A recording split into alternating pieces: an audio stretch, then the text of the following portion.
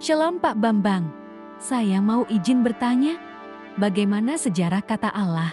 Mohon pencerahannya.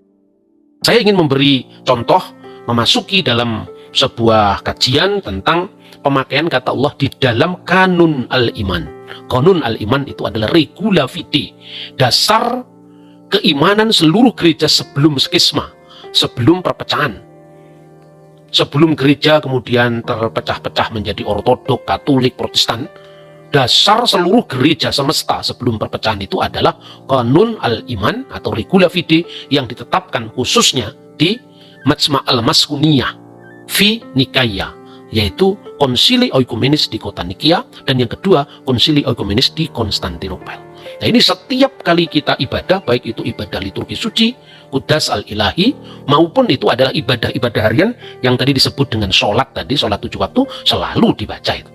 Nah, bagian yang pertama itu begini, kalau di dalam terjemahan Koptik ya, diawali dengan bil haqiqati nu'min, dengan sesungguhnya kami beriman, kami percaya bi ilahin wahid, kepada satu sembahan, kepada satu ilah, Allah, yaitu Allah, al-abu, sang bapa, tubit al-kul, yang menguasai, yang mengendalikan, yang mengontrol segala sesuatu, khaliqus sama'i wal ard, pencipta langit dan bumi, kulu mayura wa ma layura, baik yang kelihatan maupun yang tidak kelihatan.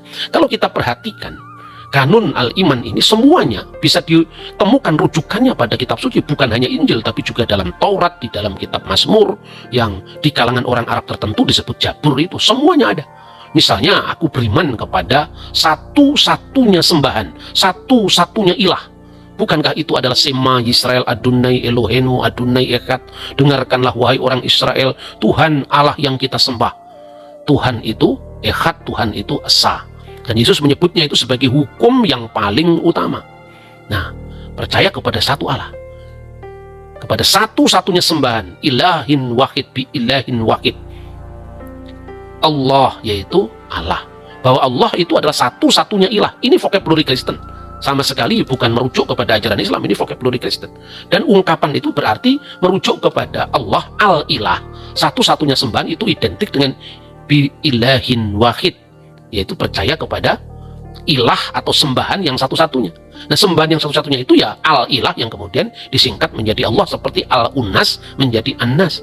Maka di dalam Alkitab terjemahan bahasa Arab, Good News Arabic Bible yang diterbitkan di Beirut, 1 Korintus pasal 8 ayat 4 itu dalam terjemahan bahasa Arab adalah wa alla ilaha illallahul ahad, dan tidak ada ilah yang lain kecuali Allah yang Maha Esa. Kenapa la ilaha illallah? Ya, itu memang terjemahan Alkitab dalam bahasa Arab, bukan karangan saya. Kalau Anda tidak percaya, langsung saja itu Anda hunting atau Anda cari, itu tulis saja Alkitabul Muqaddas, terbitan dari Darul Kitabil Muqaddas fi Syarqil Awsat di Beirut. Tulis saja di situ, akan ketemu langsung bahwa la ilaha illallah itu dijumpai dalam Alkitab terjemahan bahasa Arab sebagai terjemahan dari bahasa Yunani aslinya. Eudeis Theos Eimiheis, ya, Eudeis Theos Eimiheis, atau menurut Textus Receptus Eudeis Theos Ulteros Eimiheis diterjemahkan dengan la ilaha illallah al-ahad. Ini semua dari Alkitab. Makanya dikatakan aku percaya, sesungguhnya aku percaya kepada satu ilah, yaitu Allah Bapa. Nah, orang biasanya salah paham. Kenapa harus Bapa? Apakah Tuhan itu bergender laki-laki? Ini kelamin kata kalau di dalam bahasa Indonesia itu disebutnya, meskipun kita tidak mengenal itu ya. Di dalam bahasa Arab kan dikenal kalau bulan al-Qomaru itu laki-laki, bukan berarti benar-benar bulan itu laki-laki. Padahal dalam bahasa Indonesia orang itu memuji istrinya, memuji kekasihnya, cantiknya seperti bulan. Nah, kalau di negara Arab bulan itu laki-laki, matahari Asyams itu justru perempuan, itu kelamin kata, tidak ada artinya laki-laki beneran atau perempuan beneran.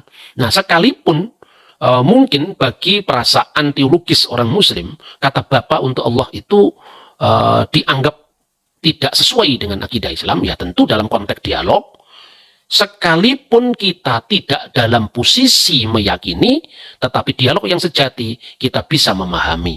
Jadi artinya secara historical background, munculnya setiap agama itu kan selalu dia merupakan reaksi dari tantangan zaman pada masanya.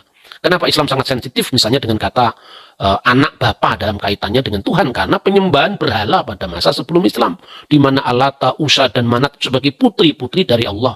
Tetapi konteks seperti ini tidak dijumpai di dalam monoteisme Yahudi. Jadi ungkapan Tuhan sebagai Bapa itu tidak hanya ada di lingkungan Kristen. Orang Yahudi pun mengenal doa Avinu Sibasimayim, Bapa kami yang ada di surga.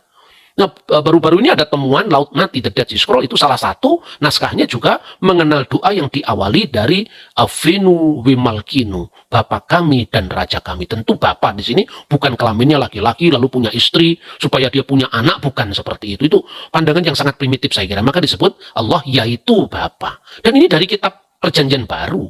Misalnya falana ilahun wahidun.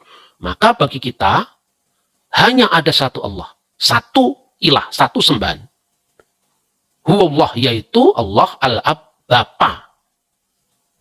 Minhu kulusain, alladhi minhu kulusain wa ilaihi narji'u. Yang daripadanya berasal segala sesuatu dan kepada dia semua ciptaan itu akan kembali. Mirip dengan ungkapan inna lillahi wa inna ilaihi raji'un dalam Islam. Ini namanya memang serumpun bahasanya. Allah, Sang Bapa. Yang Maha Kuasa, terjemahan dalam bahasa Arab yang lazim baik itu dalam kanun Al-Iman Koptik, Siriak, Yunani, tidak hanya gereja Ortodok dan juga gereja Katolik, Maronit, semuanya menerjemahkan Dobit Al-Kul. Yang mengendalikan, yang mengontrol, yang menguasai segala sesuatu, itu terjemahan dari bahasa Yunani Pantokrator. Pantokrator itu yang mengendalikan, yang menguasai segala sesuatu, yang Maha Kuasa. Khaliqus sama'i wal ard. Khaliq langit dan bumi. Dan itu jelas kitab Taurat diawali dari kata tadi yang saya baca. Fil badi'i khalaqallahu samawati wal ard. Pada mulanya Allah menciptakan langit dan bumi. Bahasa aslinya Bereshit bara Elohim et samayim ve etza aretz. Kemudian Khalik langit dan bumi. Kulu mayuro wa ma la yuro, yang kelihatan maupun yang tidak kelihatan. Itu sejajar dengan Kolose pasal 1 ayat 16. Jadi Tuhan itu tidak hanya pencipta kita yang seperti yang kelihatan, tapi juga sesuatu yang imaterial yang tidak kelihatan. Itu penegasan yang pertama dalam kanun Al-Iman, terjemahan bahasa Arab. Nah, melalui tayangan ini saya ingin memberikan contoh sebetulnya bahwa sekalipun Islam dan Kristen menggunakan banyak ungkapan yang sama, tapi tentu pemaknaannya berbeda. Tidak berarti kalau orang Kristen menggunakan kata Allah berarti konsepnya sama dengan Islam. Ya sama kalau kita di Indonesia mengenal Tuhan.